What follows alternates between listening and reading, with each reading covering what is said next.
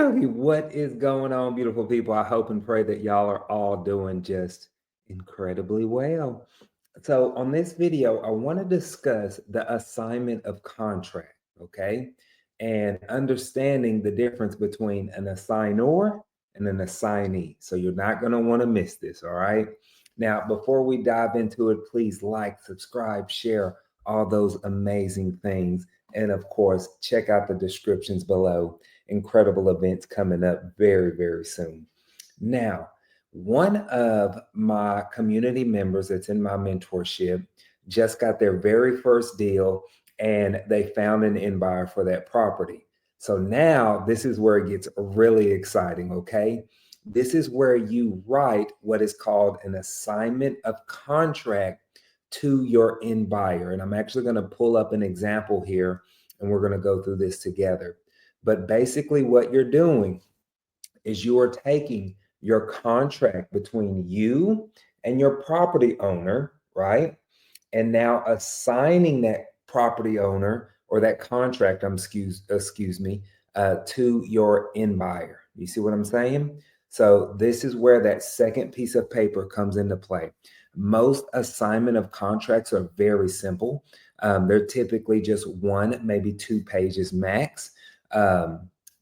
Period. Okay. So don't overcomplicate it, but I will show you where most people get confused because on your contracts, it's typically going to ask you for an assignee and an assignor. Okay.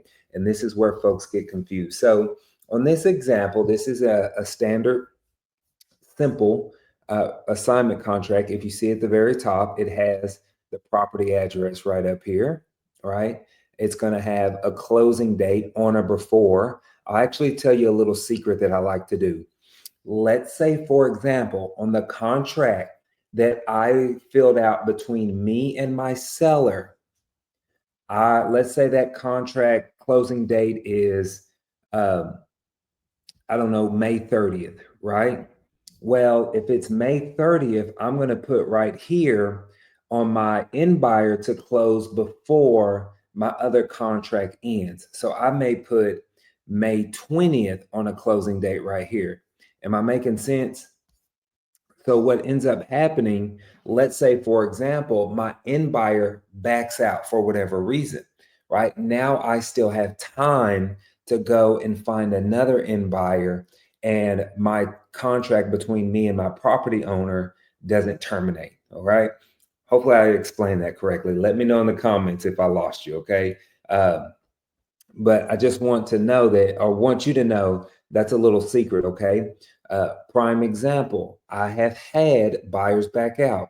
It doesn't happen often, but it does happen, and you want to make sure that you're prepared, okay?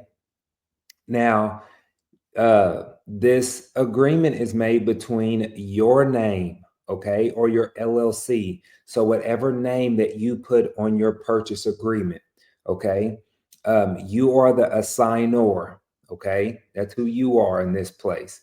And then your buyer, your end buyer, is the assignee. That's the biggest thing that most people get confused, or they end up getting them a little bit backwards. Okay. So just remember this and just kind of save this as a reference for you, right? Ask your end buyer, hey, what name do you want me to put on the assignment of contract? Their personal name, their business, their entity, their LLC, etc. Whatever name they want the contract in, that's what'll go right here. And then it says, what, basically this means what contract are you assigning? I'm assigning my contract between me and the property owner, okay? So that's what's being assigned over here, all right?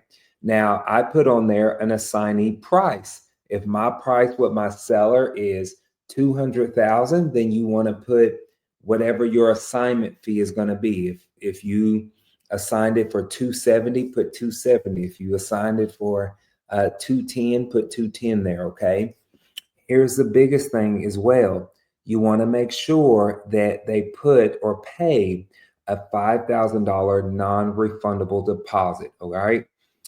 We require all of our end buyers to put a $5,000 non-refundable deposit. And guess what? They do not get any option period. So what this means is they need to run all of their numbers. They need to do all of their due diligence beforehand, right? To make sure that they're ready to go.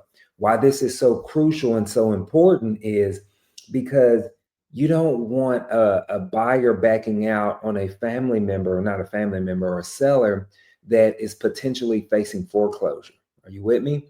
Like, what if they're facing foreclosure? You only have about 2 weeks to get that deal closed, and then your seller backs out last minute. You don't want that. When they actually put that $5,000 down, they put that skin in the game. They're a little more locked in. I would venture to say that 90% of those deals are going to get closed once they put that deposit down. So that's why we do this, okay? But I hope, oh, let me also share with you too. Just finish the contract up. But once you got that filled up, then you sign it, they sign it, you send it over to the title company, okay? Super, super simple. You can actually use this for a template.